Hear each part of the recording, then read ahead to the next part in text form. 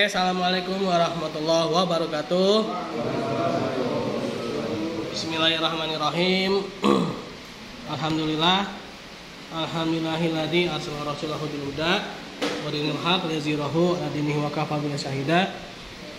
Asyhadu an la ilaha illallah wa asyhadu anna muhammadar rasulullah. La ilaha illallah ma ba'du. Rabbi shalli sadri wa yassir li amri wa hlul 'uqdatam min lisani. Ini ada yang kena kutukan dari kucing ya?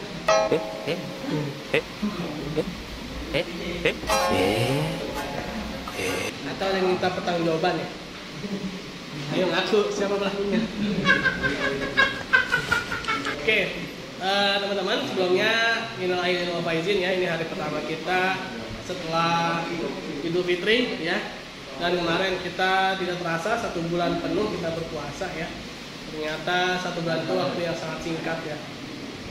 Padahal seingat saya itu kayaknya baru kemarin kita mulai Ramadan ya, tapi tahu-tahu udah selesai ya. Oke, saya lihat ini muka-mukanya nih, muka-muka cerah semua nih ya. Muka-muka dapat malam Lailatul Qadar kayaknya nih. Ini puasa lagi Pak. Nah, iya. Sesawa ya. Wow. Alhamdulillah teman-teman ya, kita sudah menyelesaikan ibadah Ramadan kita kembali ke laptop ya, kita kembali ke perkuliahan. Pada pertemuan yang ke berapa sekarang? 5 ya? 5 ini saya ingin membahas ya bagaimana pembiayaan mikro syariah dalam perspektif sirah nabawiyah ya. Apakah di sejarah Nabi itu ada pembiayaan mikro ya. Nah ini menarik nih kan, kadang-kadang mohon maaf ya, bukannya menjatuhkan atau menjelekkan sebagian golongan ya yang selalu membid'ah-bid'ahkan gitu ya. Ini nggak ada nih di zaman Nabi gitu ya. Nah apakah ada di zaman Nabi atau enggak ya? Nah Rasulullah SAW sebagaimana kita ketahui ya, beliau adalah seorang pedagang ya. Nah, bagaimana memulai perdagangan beliau ini cukup menarik untuk dibahas ya.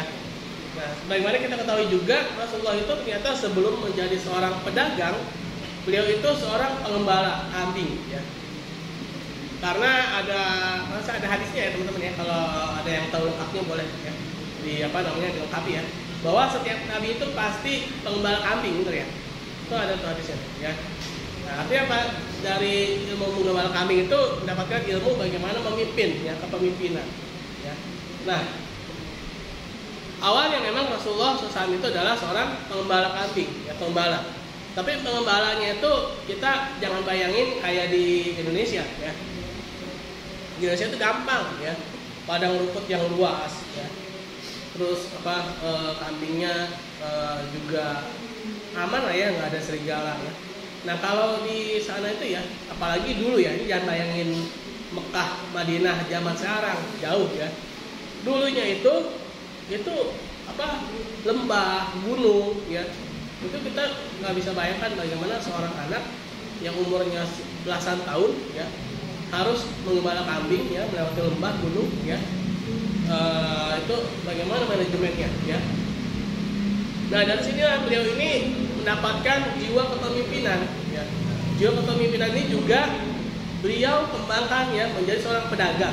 Nah menjadi seorang pedagang ini juga nggak bisa langsung mulai ya, nggak bisa langsung kalau bahasa itu cus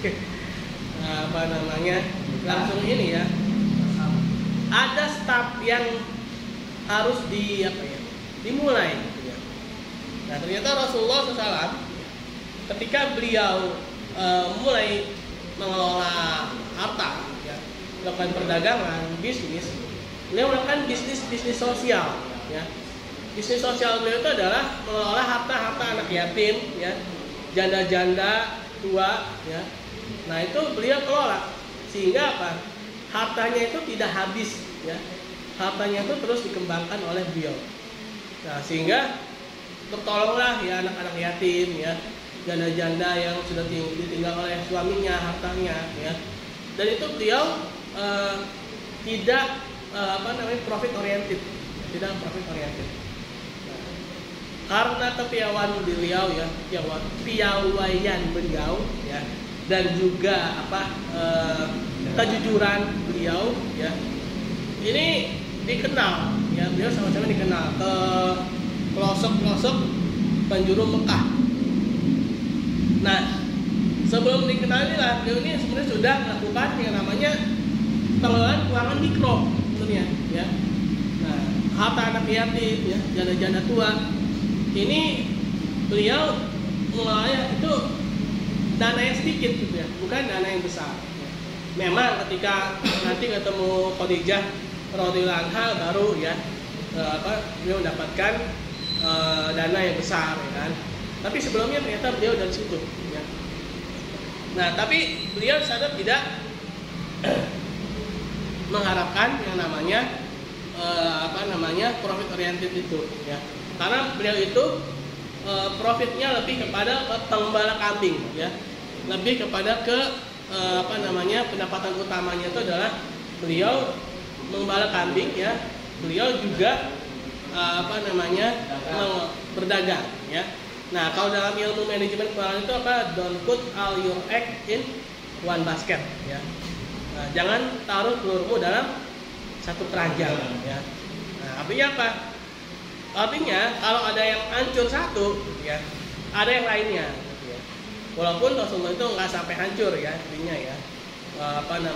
Beliau itu bahkan ketika itu ada biasa lah ya. Orang baik itu kan kadang-kadang ada juga yang nggak suka ya. Nah, apalagi kalau kayak kita ini ya, kita ya. Selain Rasulullah aja ya, itu ada yang nggak suka. Padahal ketika itu beliau belum diangkat menjadi nabi ya. Itu ada yang nggak suka sama Nabi Muhammad SAW ya. Beliau itu ibaratnya kayak oligopoli gitu ya, kalau bahasanya itu ya. Beliau itu dikepung ya. Nah, kalau teman-teman pernah lihat supermarket kayak Alfamart, Indomart gitu ya, depan-depanan, samping-sampingan gitu kan, banting harga ya kan, saling banting harga ya. Itu beliau pernah dibuat seperti itu ya. Para saudagar di sekeliling itu kompak, ngapain? Turunin harga, buat apa? Buat agar Rasulullah itu ikut-ikutan gitu ya.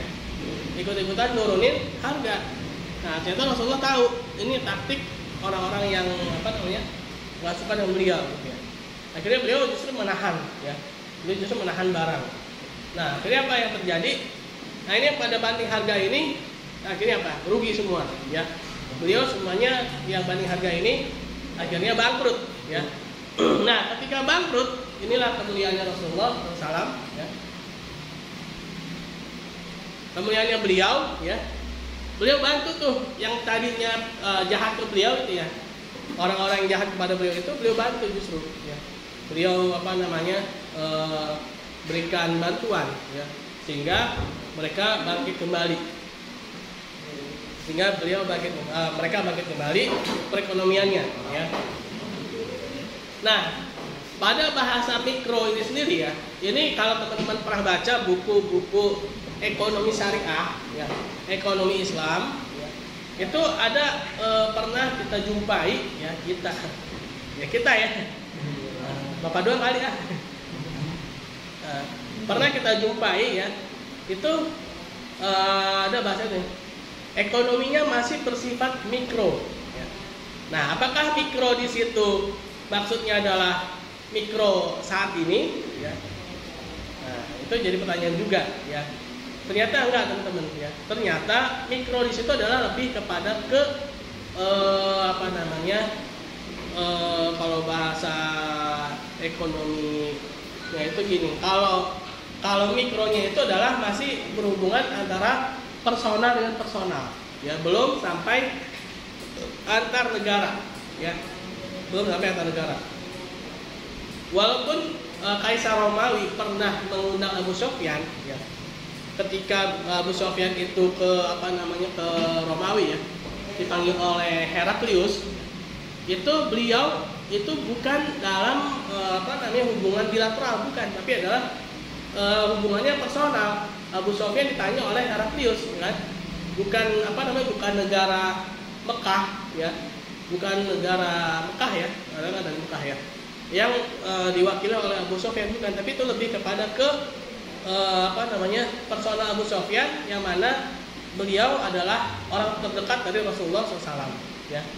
Nah itu pun juga yang ditanyakan adalah bagaimana perihal kepribadian Rasulullah ya, apakah dia benar nabi atau bukan ya.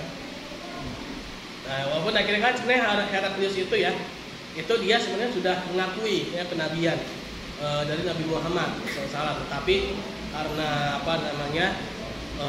biasalah, karena orang-orang sekelilingnya itu ya, itu mereka nggak terima gitu ya. Artinya mikro pada dahulu, pada saat zaman Nabi Muhammad SAW dan para sahabat, itu bukan maksud mikro zaman sekarang ya. Kalau mikro zaman sekarang ini lebih kepada ke nominal ya, pembiayaan, nilai nominalnya berapa digit rupiah yang dikeluarkan ya, berapa digit rupiah yang dikeluarkan. Nah, mikronya itu lebih kepada hubungan antar personal. Kalau dibilang mungkin dulu transaksinya Rasulullah dan para sahabat itu kecil-kecil Pak, nggak juga ternyata ya. Ternyata ada ya sebuah riwayat ya yang menyatakan Umar bin Khattab radhiyallahu anhu sekali dia infak, kalau disetarakan dengan rupiah itu sebulannya senilai sekitar 8 miliar ya. Nah, apakah itu dibilang mikro? Enggak, besar. Sebulan 8 miliar infak ya. Nah, jadi mikro yang dimaksud dalam buku ekonomi Islam, kalau kita pernah baca ya, buku-buku ekonomi Islam yang ditulis oleh para ahli-ahli ekonomi ya, maksud mikro di situ adalah lebih kepada hubungan antar personalnya ya, bukan pada nilai nominalnya.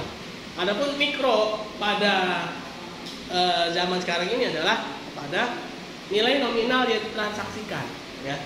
Nah, sekarang kan mikro itu berapa sih? 200 juta ya. Kalau nggak salah ada naikkan lagi. Nah, jadi di zaman Rasulullah ya, itu pembiayaan mikro pernah ada ya. Transaksi mikro ada. Nah, pembiayaan mikro pernah ada, yaitu ketika Rasulullah mengelola harta-harta anak yatim ya. Harta anak yatim, ya, janda-janda miskin ya. Nah, ini ya, Rasulullah itu menolong janda-janda miskin ya, yang udah tua ya. Sekarang kan beda ya kan, cari janda kaya ya, janda kaya masih muda kan ya. Dalilnya apa? Nolongin ya.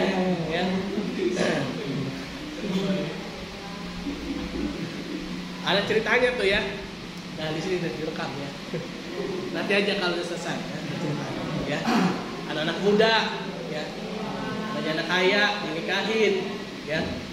Begitu dinikahin, ternyata begitu besoknya setelah malam pertama yang meninggal anak mudanya. Tahu jawabannya? Tar ya. Nah,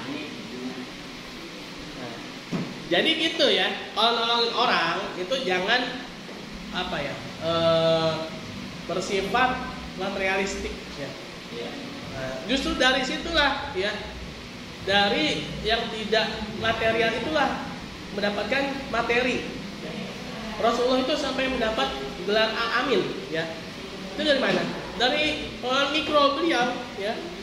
Keuangan mikro yang beliau lakukan ya, dengan niat ikhlas tulus ya, yang beliau lakukan, sehingga beliau mendapatkan kepercayaan luar biasa dari Khadijah radhiyallahu anha ya. Beliau kalau tidak salah menikahi Khadijah radhiyallahu anha itu ya, dengan mas kawinnya itu berapa? 100 ekor unta merah ya. Itu nilainya ya. Nilainya itu 100 ekor unta merah. Artinya apa, kalau diuangkan itu segitu kayaknya ya. Apa mungkin membawa 100 ekor kan enggak juga ya. Pasti nilainya. Ya. Nah, kenapa sih kok pakainya satuannya unta merah? Jadi gini teman-teman ya. Ini sebenarnya agak-agak out of the box juga ya mata kuliah ini ya. Ternyata mata uang emas itu bukan hanya dinar ya. di zaman Rasulullah itu bukan hanya dinar. Ada mata uang emas yang lain. Tapi yang paling sering beredar di Mekah dan di stabil ya, paling stabil dan diterima oleh Rasulullah itu adalah dinar. Ya. Oleh karena itulah sering sekali dijadikan satuan itu adalah ekor hewan gitu ya. Nah, dari sini juga kita bisa lihat ya, bagaimana pengelolaan mikro yang sukses ya. Pengelolaan pembiayaan mikro yang sukses ini ternyata bisa menghasilkan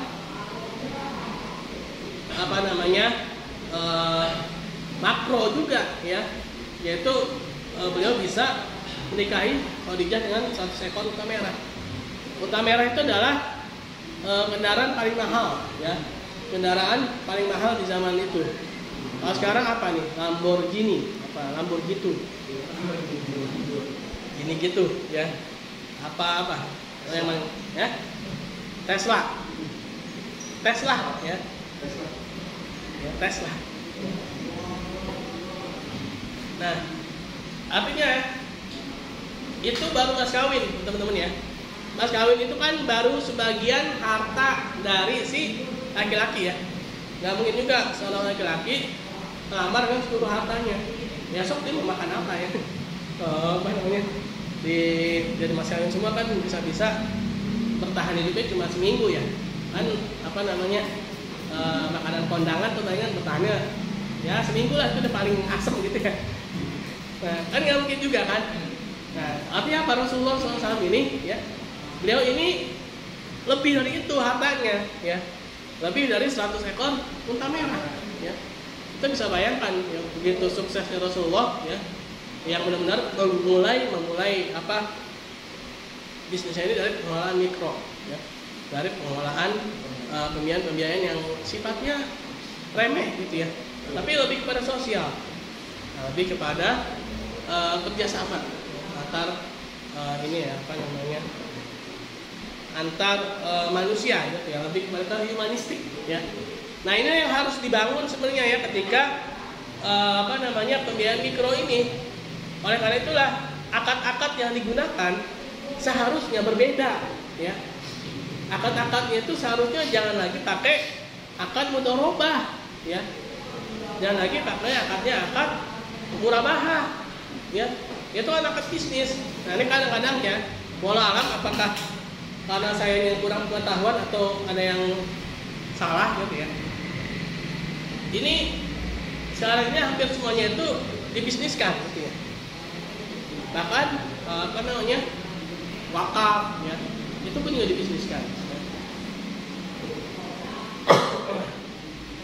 Nah, ini seharusnya akad-akad sosial itu dia lebih banyak berperan.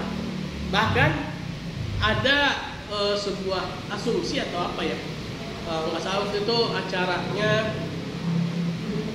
tahun 2018 atau 2017 ya, di ini di Mampang gitu ya.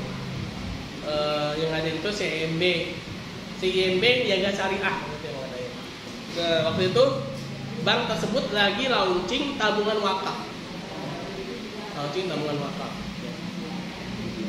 Nah, CIMB Niaga Syariah ketika itu dia membuka tabungan wakaf. Nah, ini menarik nih ya. Nah, ternyata membagi ya antara yang wakaf dengan yang bisnis. Nah, memang seharusnya seperti itu ya. Jadi riba ya, transaksi riba itu kalau transaksi sosialnya banyak ya, riba akan kehapus ya. Wakaf ya, apalagi wakaf itu terkadang kita terbentur ya, kalau nggak masjid biasanya tuh apa tuh, kalau wakaf tuh nggak masjid, padahal wakaf tuh bisa selain selain itu gitu ya. Bahkan ini ya, jalanan pun bisa diwakafkan ya. Kalau nggak salah, kalau yang jalan tol itu bukan ya, Pak? MBZ bukan wakaf ya, kerjasamanya. Nah, artinya teman-teman, transaksi sosial mikro ini dia akan bisa berkembang ya, kalau memang menggunakan akad-akad yang sesuai. Kalau dia menggunakan akad-akad yang tidak sesuai, maka ujung-ujungnya akan mati juga. Seperti pendahulunya, yaitu apa? Bank-bank konvensional yang dulu dilikuidasi, ya. Di tahun 98 itu banyak bank itu dilikuidasi, ya. Kenapa? Karena terlalu money oriented, terlalu pengembangan uang, ya. Padahal uang berkembang kalau tidak ada barang, dia akan collapse, ya. Seperti balon, ya. Jadi itu kalau balon itu kan isinya angin, ya. Balon itu kan semakin ditiup semakin besar, ya. Tapi isinya kosong, ya. Nah, balon ini kalau ditusuk pasti meletus, ya. Nah, seperti itu. Jadi transaksi-transaksi yang hanya menitik beratkan pada keuangan, tidak ada sektorialnya, dia akan gampang meletus gitu, karena kosong isinya, ya. Sektorialnya itu cuma kulitnya aja, gitu. Hanya kulit-kulitnya aja. Nah, jadi seperti itu ya teman-teman ya. Kenapa sekarang ya dampaknya apa sih? Gini ya teman-teman ya. Ketika kita kuliah itu kita jangan juga terlalu sempit gitu sudut pandangnya. Ini ternyata saya sendiri merasa prihatin ya. Dulu saya beli gorengan itu ya, yang paling sederhana deh. Ya. Dulu saya ini beli gorengan kalau bulan puasa sekitar tahun 2021 lah, 2022 ya. Itu tahu tempe gitu ya. Kalau di tukang gorengan tuh 5.000 dapat 5 ya kan, sampai 1.000. Ya. Nah, kemarin sampai saat ini ya, ini sekarang 5.000 dapat 3 ya. Nah, bisa jadi nanti ada kemungkinan 5.000 cuma 1 ya. Kenapa sih kok kayak gitu? Ya karena itu tadi melemahnya nilai uang kita. Kenapa bisa lemah? Karena terlalu money oriented, ya, terlalu uang oriented. Nah, iya, uang terlalu berkembang banyak, tapi sektorialnya nggak berkembang. Ya. Nah, untuk mengembangkan sektorial sebenarnya pembiayaan mikro. Nah, cuma pembiayaan mikro ini menggunakan akad-akad bisnis, ya, yang seharusnya dia akad sosial. Nah, sehingga kalau kita ke BMT atau ke koperasi syariah, ya, pasti ya akadnya kalau nggak mudharabah, murabahah, ya, musyarakah, ya. Nah itu kan sebenarnya akad-akad bisnis, ya. Padahal dia bergerak di mikro. Seharusnya apa? Akadnya wakaf, ya. Wakaf, terus infak, ya. Nah itu yang seharusnya diberikan. Kalau zakat jangan ya, karena zakat itu sudah jelas asnaf penerimanya udah jelas. Kalau zakat itu muzaki mustahiknya udah jelas, sehingga nggak bisa diganggu gugat. Kalau infak itu masih bisa lah ya, fleksibel ya. Sehingga infak itu boleh nggak buat modal tukang gorengan, boleh infak ya.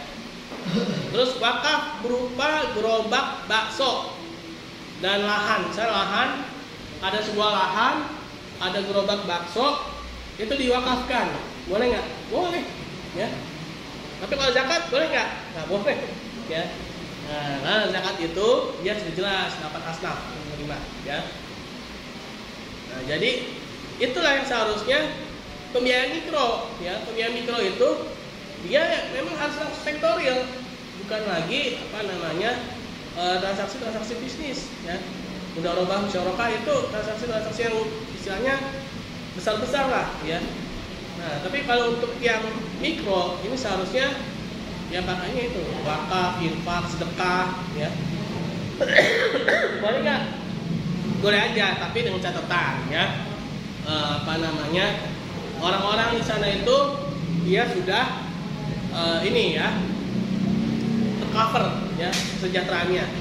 Jangan pula gini, ada orang nih udah kelaparan banget gitu ya, udah istilahnya kalau nggak dia makan dari itu mati gitu. Kita malah ngasih gerobak suruh jualan dulu, kan lama keburu mati dia. Nah, jadi yang harus diberikan adalah kasih uang aja, udah suruh beli makanan, ya kan. Nah, barulah ya kita kasih modal gitu ya, berupa barang ya. Nah, jadi seperti itu ya teman-teman ya. Nah, terkadang kita harus jeli juga ya, harus bisa memprioritaskan ya, yang mana yang membutuhkan benar-benar membutuhkan ya, yang mana yang memang dia sebenarnya tidak membutuhkan ya.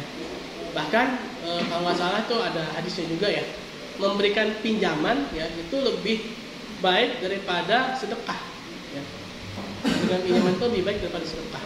Tapi pinjaman di sini pinjaman bukan pinjaman ini ya, pinjaman kepada fakir miskin ya, bukan pinjaman ada orang pinjam mau ngapain, mau beli mobil, motor ya, bukan ya. Misalnya orang pinjam nih buat apa? Buat makan. Nah itu dia lebih utama daripada kita sedekah. Kenapa? Karena kalau sedekah itu belum tentu dia lagi butuh. Tapi kalau minjam memang dia lagi butuh ya. Kalau minjam itu dia memang lagi butuh-butuhnya, apalagi buat operasional dia, makan, minum ya kan. Nah itu lebih utama. Nah, jadi kita dalam beragama ini harus tahu ya prioritas yang harus kita lakukan ya. Ini buat rokok, jangan ya.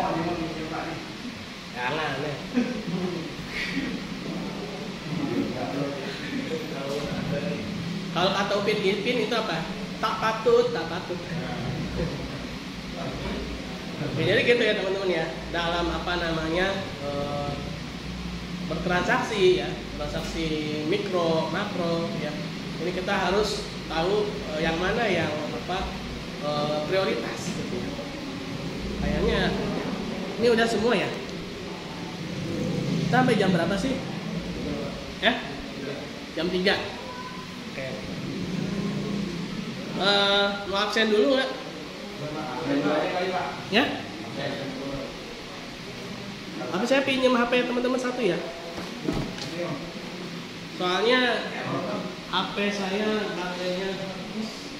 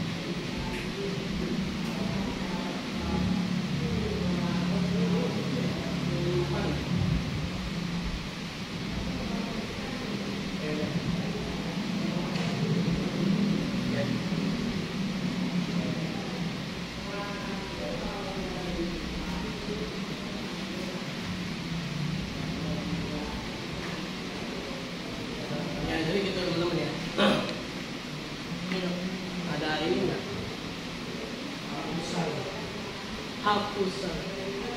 Kita belum ada ya. Oh, iya itu. Ya, jadi jalan transaksi itu saya ada penjelasan dulu. Transaksi yang halal, ya, itu dia dibagi dua. Ya. Transaksi yang halal itu dia ada namanya transaksi yang bersifat sosial, ya, atau apa, tabaruk, ya, dan transaksi yang bersifat bisnis atau tijari. Ini pada jelasin belum nih yang ini? Yang ini tabaruk tijari. Pernah ya? Nah, ya dari situ tuh. Nah, tabaruk inilah ya. Tabaruk atau apa namanya sosial ini ya. Inilah yang akan lebih cocok ya dijadikan sebagai mikro ya, pembiayaan mikro. Maksudnya sumber dananya ya. Kenapa? Karena pembiayaan mikro ini dia paling rentan ya. Pembiayaannya paling rentan yang kurang akuntabel ya. Saya nggak bilang tidak akuntabel ya, kurang aja ya.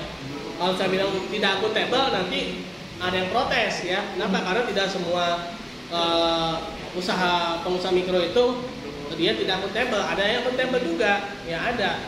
Nah, jadi sebagian besar itu kurang akuntabel ya.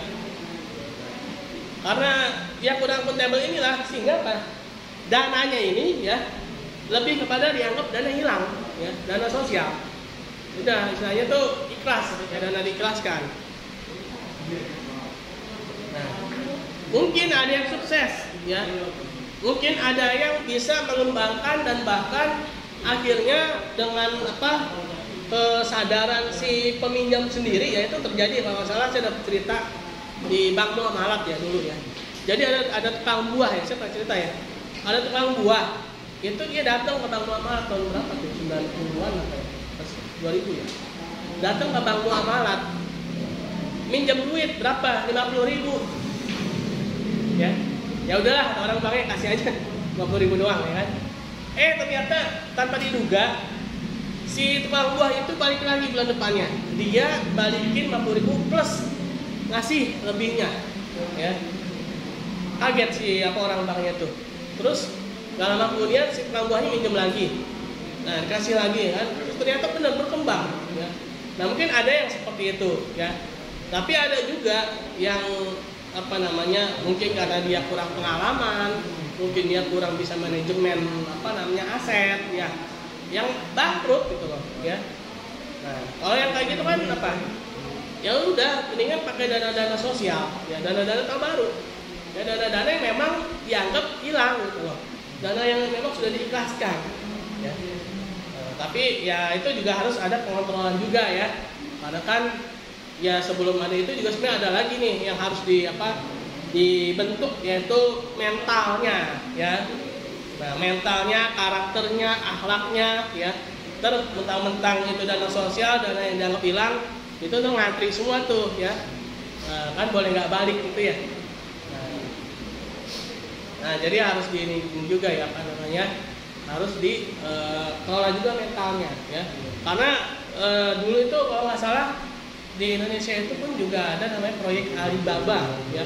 Itu tahun-tahun berapa itu ya? Saya sendiri juga belum lahir tuh. Kalau dengar-dengar sejarah dulu ya. Jadi itu ada namanya proyek Alibaba. Ali itu adalah pribumi ya. Baba itu adalah Cina ya, atau orang luar. Nah, si Ali dan si Baba ini sama-sama dikasih modal. Ternyata yang berkembang hanya si Baba. Walau alam apa penyebabnya ya. Ada yang bilang sih si Alinya juga kurang menguasai mentalitas megang uang artinya ya. Kan kalau orang-orang kita tuh kadang-kadang judulnya itu buat pengembangan usaha. Tentunya jadinya TV 21 in ya kan. Ya kan? Judulnya buat apa? Tentunya jadinya motor ya kan. Nah, kadang kayak gitu ya kan. Iya. Nah, akhirnya apa? Yang harusnya produktif jadi konsumtif ya. Nah, akhirnya hancur. Nah, celakanya aja tuh pakai uang bisnis, uang orang. Uang bisnis itu kan apa? Harus balik minimal pokoknya deh ya. Dan mulai kita bilang kan bagi hasil. Kalau bagi hasil itu kan boleh nggak balik. Emang bener ya. Emang bener, tapi kan nggak harus selalu nggak balik. Kalau nggak balik terus ya lama-lama orang malas juga dong pakai mudharabah ya kan. Sama-sama ada yang bilang mudharabah itu mudah roboh gitu kan. Kenapa? Ya orang uangnya bisa hilang ya kan. Nah, jangan sampai ada stigma kayak begitu gitu. Jangan sampai ada anggapan-anggapan negatif pada transaksi-transaksi syariah karena salah penyaluran dan pembiayaan ya. Nah, ini ya. Jadi harus benar-benar jeli nih ya. Jadi kalau memang dia untuk mikro yang kurang akuntabelnya, maka dia sosial, ya. Karena dulu sejarahnya juga Rasulullah itu sosial, ya, tidak money oriented. Beliau itu lebih kepada penghasilan beliau itu ketika itu lebih kepada ke penggembala kambing, ya, bukan kepada pengelolaan harta anak yatim itu, bukan, ya. Nah, begitu beliau mendapatkan kepercayaan dari para saudagar kaya, salah satunya ada Khadijah radhiyallahu anha, barulah beliau itu meninggalkan penggembala kambingnya itu, ya. Beliau baru benar-benar full berdagang, ya, karena butuh konsentrasi, ya, yang lebih profesional, ya, dalam mengembangkan harta. Nah, jadi seperti itu, ya. Nah, jadi jangan sampai kita ini setengah-setengah, ya, setengah. Nah, kita ini kan kebanyakan nyambi, ya. Kenapa sih? Gara-gara setengah-setengah itu, ya. Kenapa sih kok bisa setengah-setengah? Ya mungkin, ya, wallahu alam, ya. Apakah karena tempat di satu tempat, apakah dianya yang kurang qanaah atau memang imbal balik kepada dianya kurang, gitu, ya. Nah, wallahu alam, gitu, ya. Lagi-lagi sebenarnya ya PR umat Islam ini banyak, ya. Ini kemana-mana, ya, pembiayaan mikro, ya. Nah, dari sisi mental, akhlak, spiritualnya, ya. Nah, baru nih sebenarnya masuk nih pembiayaan mikro, ya. Sehingga apa? Ketika ada pembiayaan mikro, walaupun dia itu sifatnya sosial, itu bisa dipertanggungjawabkan, ya. Itu bisa kembali dan bahkan bisa ada hasilnya juga, ya. Bisa ada hasilnya juga, ya. Mungkin itulah, ya, yang bisa kita ambil pelajaran, ya, dari pertemuan kita hari ini, ya. Mohon maaf suara saya lagi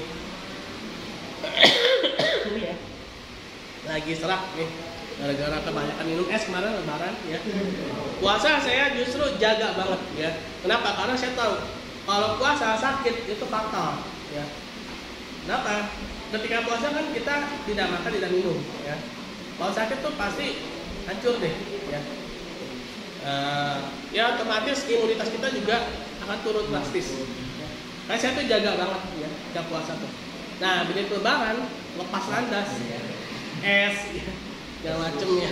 Lagi cuacanya lagi panas-panasnya, ya. Nah, itu langsung, ya, kena tenggorokannya. Jadi gitu teman-teman, ada yang mau ditanyakan kah? Ada yang mau bertanya? Kalau tidak ada, sudah kita tutup saja, ya. Dengan baca alhamdulillah, amin. Dan Assalamualaikum warahmatullahi wabarakatuh.